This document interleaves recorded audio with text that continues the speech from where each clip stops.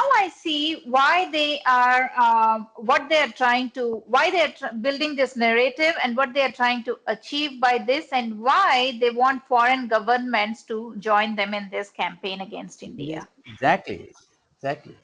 That's the reason why they want Obama to join this. Clinton was more favorable, and then even Hungary's prime minister is part of such an attempt to actually fight for the persecuted people of this country. So this whole business is whole business of raking of issues like this, persecution.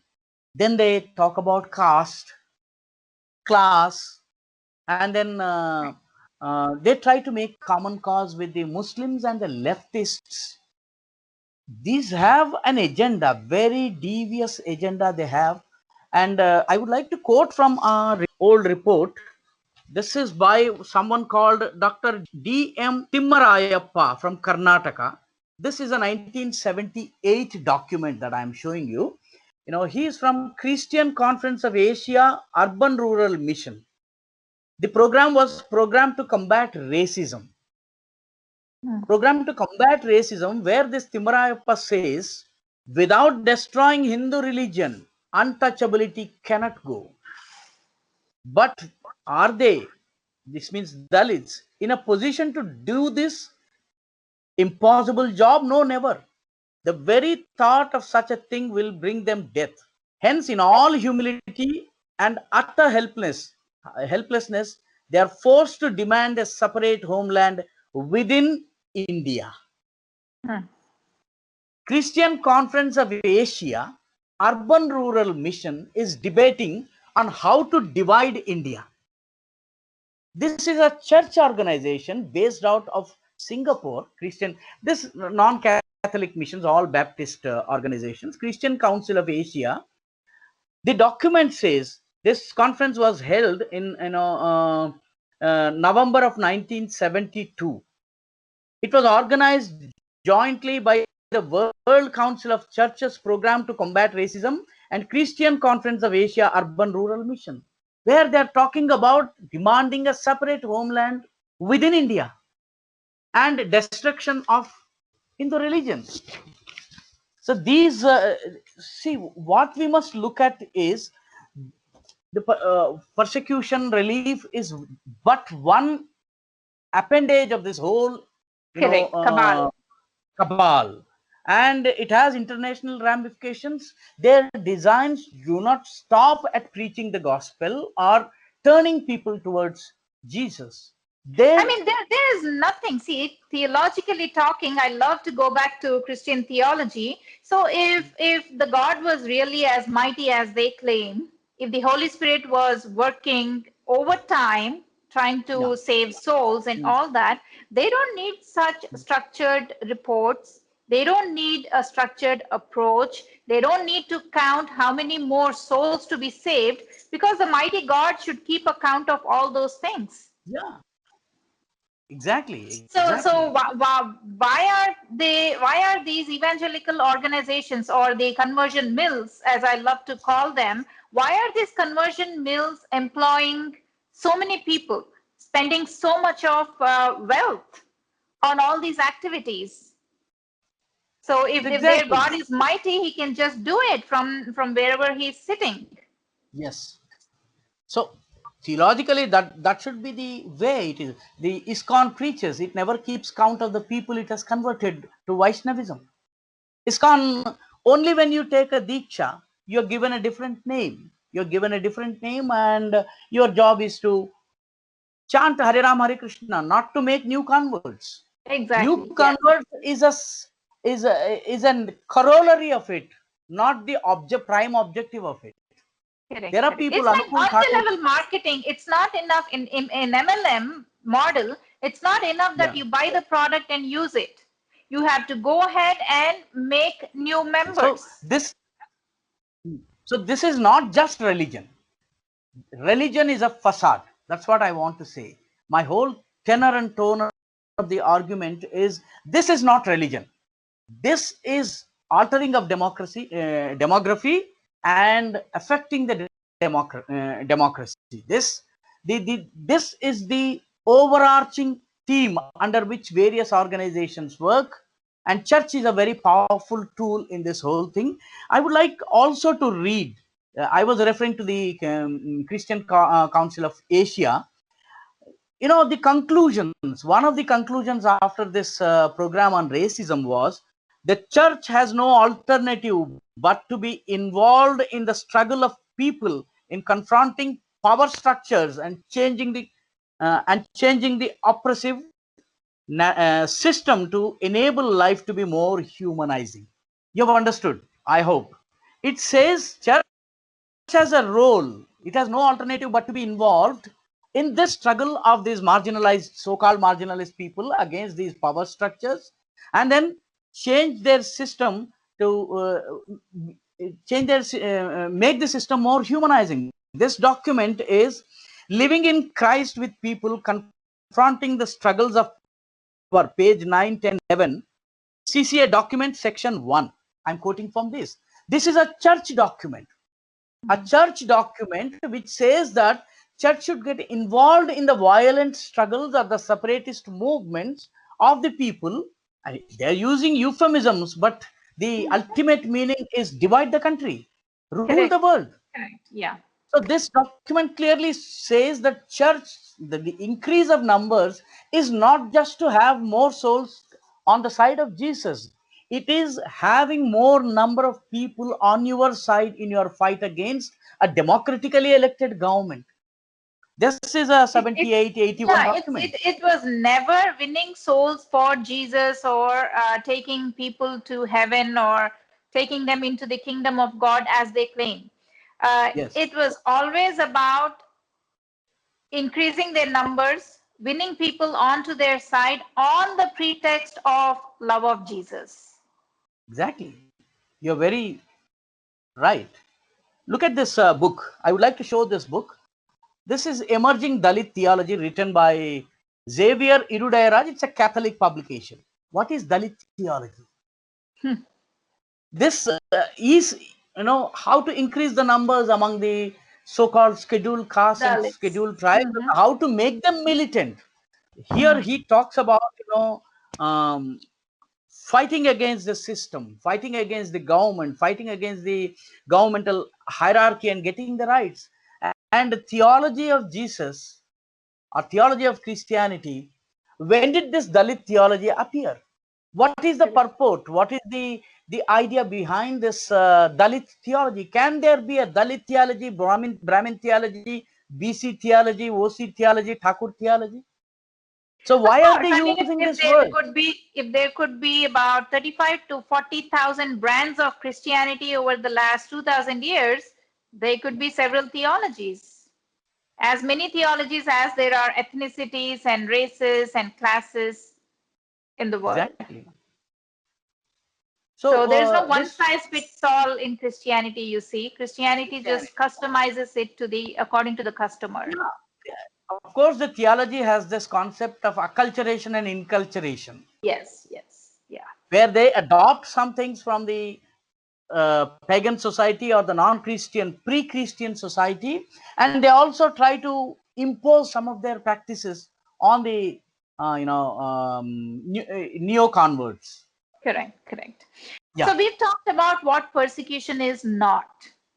Yes. Let me tell you what persecution is and how it looks like. Yes. Yes.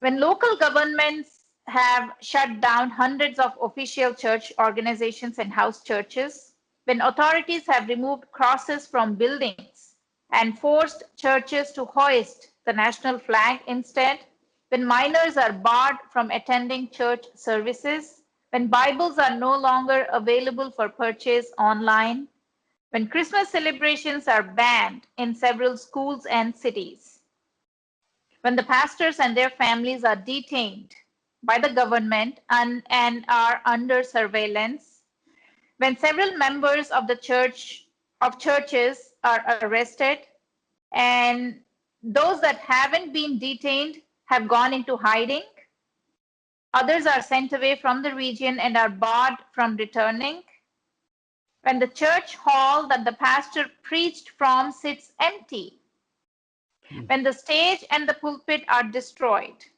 when the pews have been replaced by recreational things, when the building has been forcefully let out for commercial activities, erasing any evidence of it being a church once.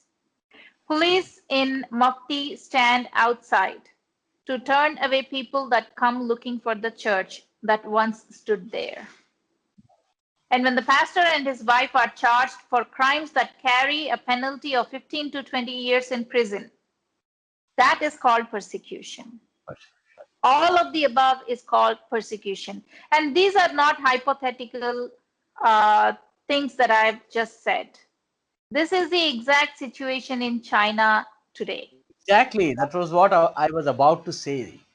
This is what happens in China. This is what happens in Gulf, in the Gulf This is countries. persecution. Now, Sudhakarji, do you see anything even remotely close to this happening in India? Well, definitely not. My personal feeling is in one or two places there could be arguments. There could be arguments with the evangelizers who come home and try to preach. There could be cases where mosques get attacked. Sorry, the churches get attacked. They are very rare in this country. But let me tell you, there is a whole list of temples that were attacked in India by the Christians. As of now, in the neighboring Andhra Pradesh, there are over 20 cases of temples being attacked, and most of the people living in the area, there are no Muslims in the area, and there are no known atheists in the area. A Hindu does not destroy his own temple. So who's attacking them? I'm talking about neighboring Andhra Pradesh. As late as yesterday, a Ram temple in Ramatirtham in Vijayanagaram district, the Ram idol, the holy idol of Lord Rama, was decapitated and thrown into a water body. Hmm. What about these incidents? So there are umpteen incidents where I can offhand give you two or three very famous incidents. For instance, during the Dang's riot in 1999, there were attacks on the Hindu practitioners by the church. They were led by the fathers of the institutions. For instance, in places like Ahwa in Dang, and then it was on December 25th, 1999, Borkhet, a Hanuman temple was destroyed. And then leaders of the Hindu community were attacked and killed. This is in Gujarat I'm talking about. And in Kandhamal, Odisha, Swami Lakshmanananda Saraswati was killed. There were 8 attempts on him. The ninth attempt, eighth attempt, they succeeded. 7 attempts on him. For instance, in 1969, he was attacked by a mob led by a church father.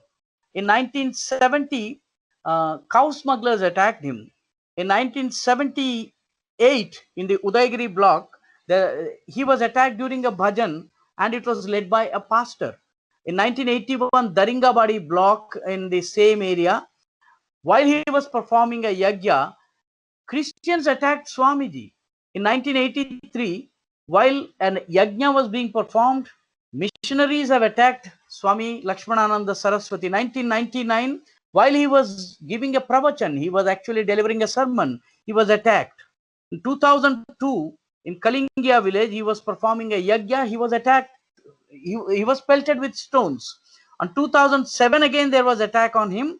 Swamiji was injured, his bodyguard was injured, his disciple was injured, and the car driver was injured in this incident.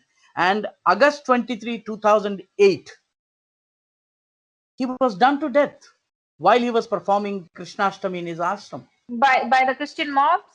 Well, by the Christian, of course, there is an attempt to whitewash and say that this is an attack by Naxals. But later investigations have revealed, the Wadhwa Commission, which was appointed by the government, has said that this is the handiwork of a section of the people who are involved in the Christian-Hindu tensions in Kandhamal district.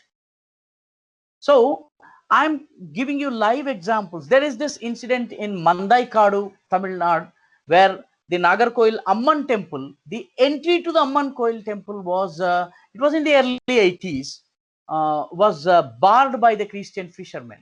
There was a communal riot. Commissioner of inquiry was appointed, KC Venugopal Commission, which has said that the growing missionary activities were fueling tension in the area, and attacks on the devout who are going to the Nagarkoil Amman temple were rising. There were attempts to plant a church in en route Ayyappa temple in Nilakkal. There was a huge agitation again, for the removal of the church. Finally, they had to remove. So these are all examples of how the religious freedom of the Hindus is being curbed, how they were being persecuted for practicing their religion. This is in the heart of the country. I'm talking about South India, I'm talking about Kerala, I'm talking about Chennai, I'm talking about Andhra Pradesh, I'm talking about Odisha, not in the Northeast. Northeast is a different story altogether. I do not So really what want this to go. goes to show is Christianity has not changed its operation Yes, in 2000 years. in 2000, It exactly, exactly. always was the oppressor, but cried foul, played the victim card, showed itself, propagated itself as being the victim. Yes, as I said, it It's is still the doing the same. persecution narrative is a facade to continue their missionary activities unabated. Unabated. Persecution is a facade, is a charade actually, to cover up their, crimes. There are umpteen incidents that I can show off where they enter into the temple, preach. This is a violation of the fundamental right to practice my religion. Correct. And what Correct. about US? And we also have to see how Christian majority countries are behaving towards the religious minorities there. America is a Christian majority state. It's a Christian majority state. And what about the atrocities on the Hindus there? Till 2001, there used to be a group of hooligans who went by the name Dot Busters. Mhm. You, if you go to America and sport the bindi that you're sporting, the kumkum that you're sporting now, you are prone to be attacked because this dot kumkum or the tilakam Oh, the dot is a busters, is it? dot Okay. busters. They are dot busters. They bust this dot kumkum. It was a specifically, attacks. It was a specific attack directed against the practitioner of Hinduism who was wearing a bottu. Hmm. And wearing a bottu in a so-called liberal country, the mother of all exiles, is a crime. They were attacked, physical attacks. And Dotbusters. that country today is trying to teach us Yes, equality and, brand us as persecutors. exactly. The country of Dotbusters is now calling it. It's a classic case of kettle calling the pot Pot black. calling the kettle black. Kettle black, exactly. I stand corrected. So the Americans or the Western world is trying to peddle a narrative of persecution. It is an attempt to pin down the Indian society and the democratic countries like India, which have a mind of their own. They want to work in a particular way. So, what about Darkbusters? Why no one talks about Darkbusters? There were a lot of incidents till 2001. After 2001, there were attacks on the prayer halls of Indians, the temples, the gurdwaras. They were attacked. The attacks are rising, and Hindu American Hindu Foundation has documented So Hindus. the You can say difference between Hindus, the really persecuted Hindus and the fakely persecuted Christians is that Hindus or Hindu organizations like Hindu American Foundation does not run to the White House wiping its nose and crying foul, exactly. wailing and whining. Yes, They do exactly. with their You're fake right. narrative. They do, and they build a narrative. They have a whole system, a very closely knit hierarchy from everywhere. And this is not just, mind you, limited to Christianity alone. During this corona, there was a concerted attempt to run down the lockdown procedures that were put in place by this government. There were narratives, there were news items peddled, which said that around 950 distress calls came from children about atrocities by their parents. And when a detailed study of those cases was done, it was found that most of them were emanating from hostels run by the missionaries. And this story was being peddled by Catholic, organizations, shelter homes for the children. The quotes that were used were from the people who organized these shelter homes for children. And they are saying that the complaints are raising, and in fact, most of the complaints are against the people who are running these organizations. Instead of telling the whole truth, they simply use 952 cases and try to build an account. During this corona period, because of the lockdown, because of staying together, there were atrocities on child marriages were rising. This was one narrative peddled by a Catholic Christian organization, published in Deccan Chronicle and all other newspapers. So Divorce the were on the point, rise, they said. yes. See, when in small homes, when everyone is together, where is the possibility of a rape? And this narrative came from the missionaries. The quotes were of those, the fathers and sisters, and they were published in respectable newspapers without even bothering to verify. So, gender atrocities have gone up during lockdown. There was a concerted attempt to, you know, um, deride the lockdown. And one of the demands by these missionary organizations was to use the Catholic helpline for children as the government helpline. Okay. Their demand was, one of the requests that they made to the government through the newspaper was to make the, I think 1071, if I am not wrong, they wanted this toll free number, which is run by the Catholic missionaries, to be made an official child helpline number, so that any child atrocity incident will get recorded in their Database. database, and they can use it to project India in bad light abroad, or Correct. they can use this and gain entry into the systems, and then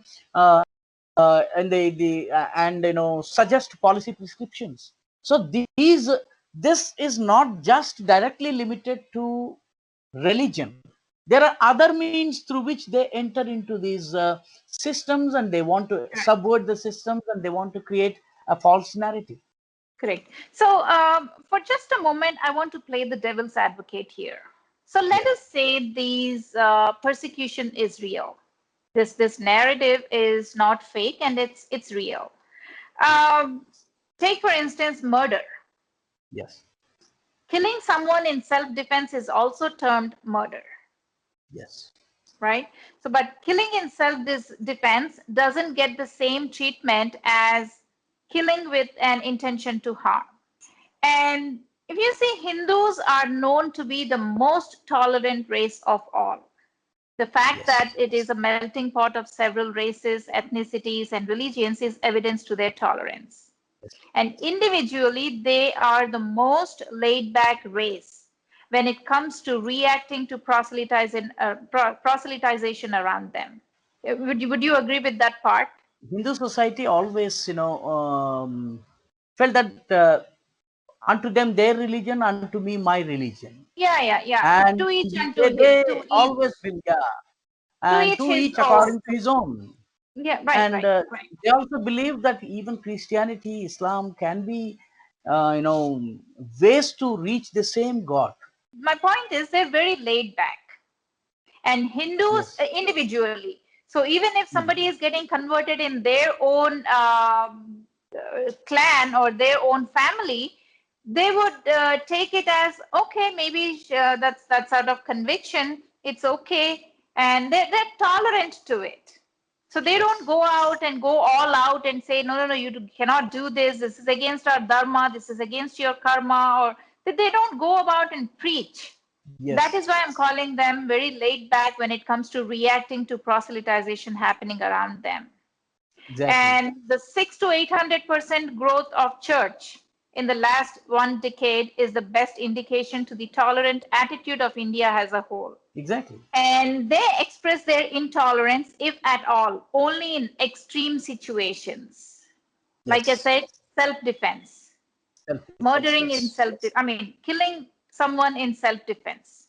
That is what it is equivalent to their reaction. So if the church could grow by leaps and bounds, what persecution are they talking about? actually, the cases of there could be a stray attack here and there on churches, or some pastors are maybe attacked, and there may be an isolated case of Right, murder right. here and there. But the point is, look at the whole population and take the percentage.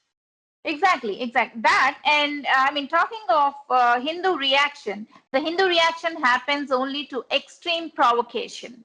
What do I mean by provocation? Yeah, For example, proselytizers are caught outside Hindu temples distributing tracts or placing exactly. pamphlets on vehicles parked outside. Hindus Yes, react. yes, Several warnings have been issued to proselytizing groups against knocking on doors to distribute yes, religious tracts and propagate Christianity to locals. yes, But the yes, proselytizers kept going. Hindus yes. react. They do react. Several Yes, complaints have been made by public against the disturbance from late the night mics, prayers to midnight prayers. loudspeakers. Yes, But the church does not heed. Hindus react. yes, And how is the reaction usually expressed? In the form of more warnings, yes, or in worst case scenario, legal complaints. yes.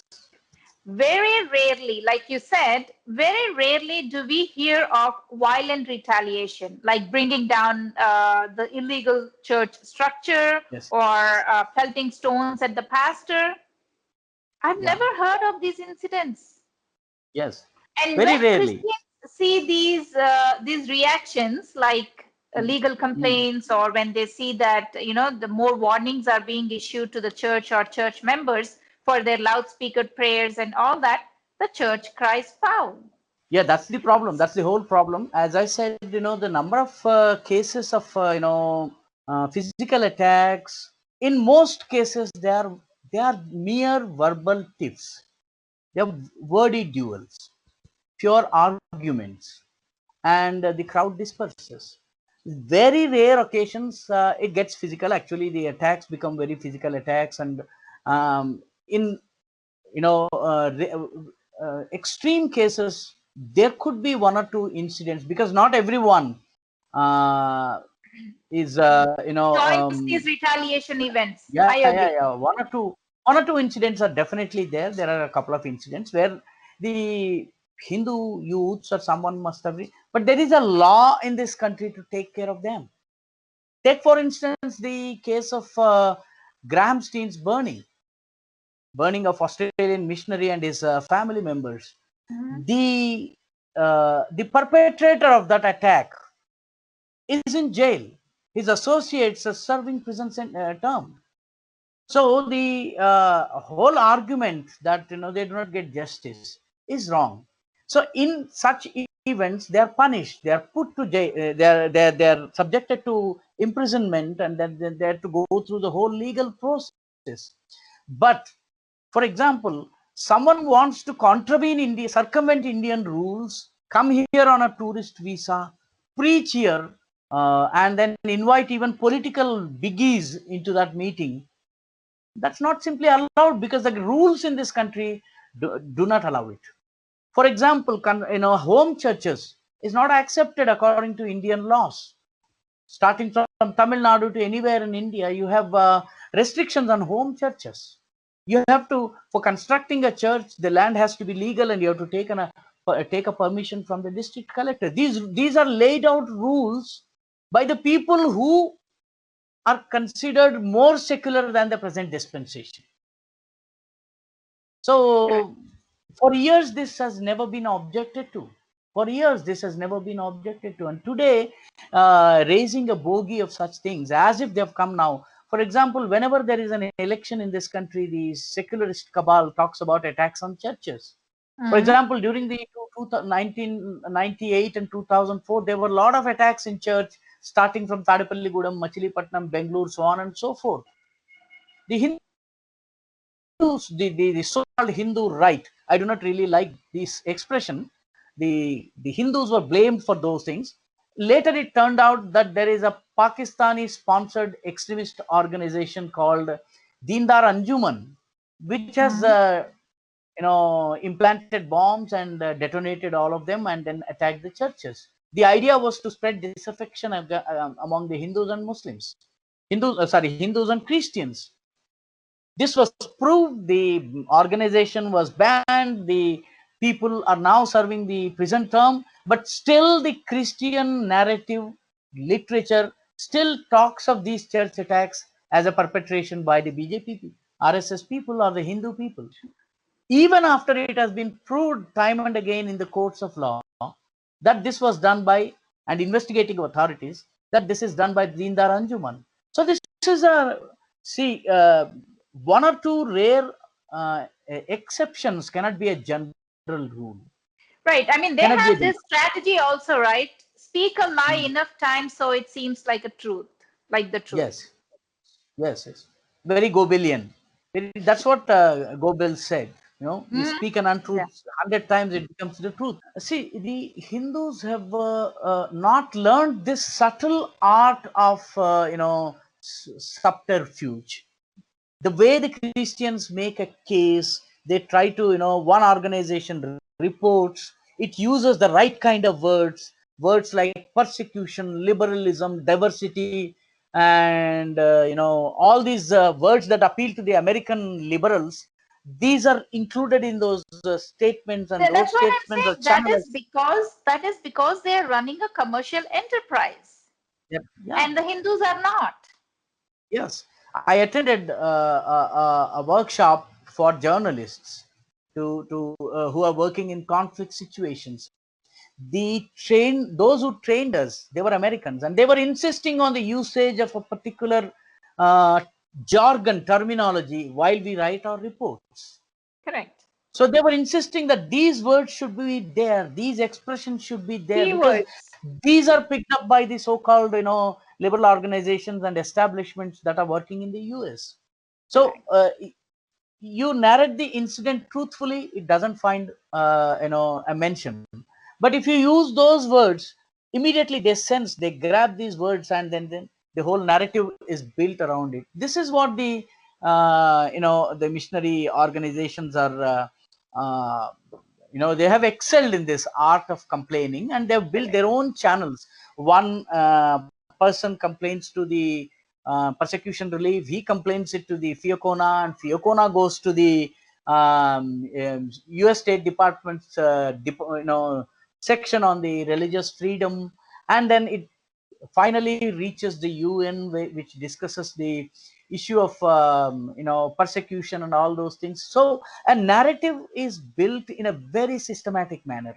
This is True. something that the Hindus do not do, have not learned this art basically. And even when there are legal protections for them, for instance, any church that needs to be constructed needs the permission of the district collector according to the rules laid out by the government of India in 1950. Rarely Indians use it. Hmm. The Hindus rarely take recourse to this legal protection, legal remedy that is available to them. A person comes on tourist visa and starts preaching in these areas, and legally that is not allowed. But the Hindus do not really make an issue out of it. Only, Correct. they think that this is part of their religion. Let them do what they want. So I Tolerance. think, That's what I call the attitude, tolerant attitude and the laid back yeah. attitude. So, before we end, I want to ask you what should be the counter narrative? First thing, the Hindus too should start a recording these incidents of excesses by the Christian missionaries, how they barge into my house and how they, forcefully thrust their tracts. This there should be video evidence, there should be recorded evidence. Complaints need to be filed with the police of the infringement of the religious rights, and then blaring of the mics again is a big issue that there has to be some kind of movement.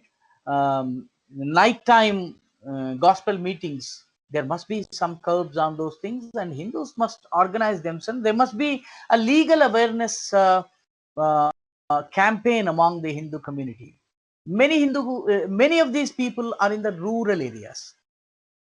Rural people are not really aware of their legal protections that are available to them, legal remedies and recourses that are available to them. I think one thing is uh, you have to play the game according to the rules laid out for this game. So recording, lodging, escalating the issues through the administration, creating a legal awareness, and launching a legal campaign to make Hindus aware of their legal rights and protections.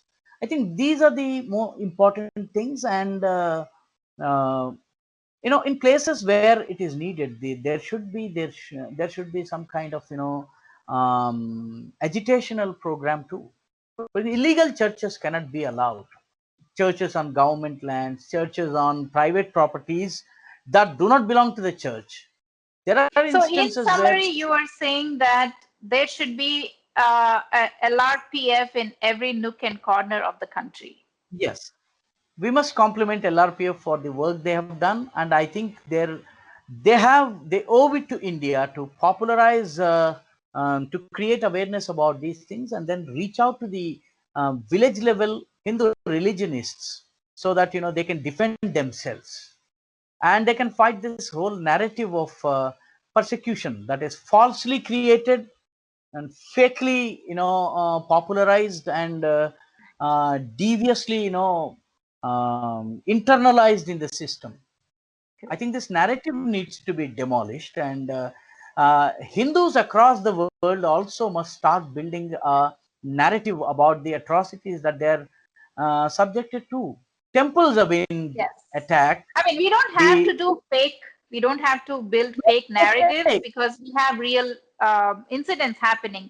Just reporting of those incidents is reporting of those enough. instances is very important. For example, when a mosque was attacked in New Zealand, the Muslim community has forced the prime minister, through whatever means, democratic means, or they use their vote power in a country of 50 lakh, even 1 lakh matters. So the Mhm. Muslims have forced the prime minister of the country to put a headscarf, put a hijab, and say that I am with the Muslims. Right. This is what she said. And there was an attack on Gurdwara post 2001. The 9/11 attack, post 9/11 attack, and it made news for 1 or 2 days, but never stayed in the discourse for a longer period. A lot of Hindu temples are under attack. A lot of Hindu prayer halls are under attack. A lot of Hindu practices are being questioned in the Nothing West. gets reported ever. Nothing gets reported ever. I think we also need to build an international discourse which actually helps counter the Fake propaganda that narrative. church is very Christians are very liberal, which is not true. Right, right. Tolerant, and Yeah. they belong to a religion of a loving Jesus. Yes. All these claims and all this narrative. What happened to the Aborigines of Australia? What happened to the Aborigines in Polynesian countries? What Correct. happened to the Aborigines in Canada and US and across Latin America? Their True. language has been taken away. Today they either speak Portuguese or Spanish. Spanish. So the point is, a strong counter narrative needs to be built based on facts, based on proper documentation, and this should be actually integrated into the overall Indian narrative. the True. diplomatic narrative that the government tries to. Unfortunately, in many cases, the government looks at these incidents or mere law and order incidents and not as an incident of religious persecution on Hindus. Mhm. I True. think True. these issues need to be addressed, and there needs to be a concerted campaign like the work that the Legal Rights Protection Forum is doing. Full Absolutely. compliments. Yeah. So thank you very much, Sudhakarji, for your valuable inputs. And thank you for the work that you do. There's so much of information that goes out through your channel. And viewers, the link to Sudhakarji's website, YouTube, is in the description below. I recommend anybody who understands Telugu to go and watch his content. There's so much of information that he dispenses through his YouTube channel. So thank you all for watching. I'll see you in another episode. Until then, namaste.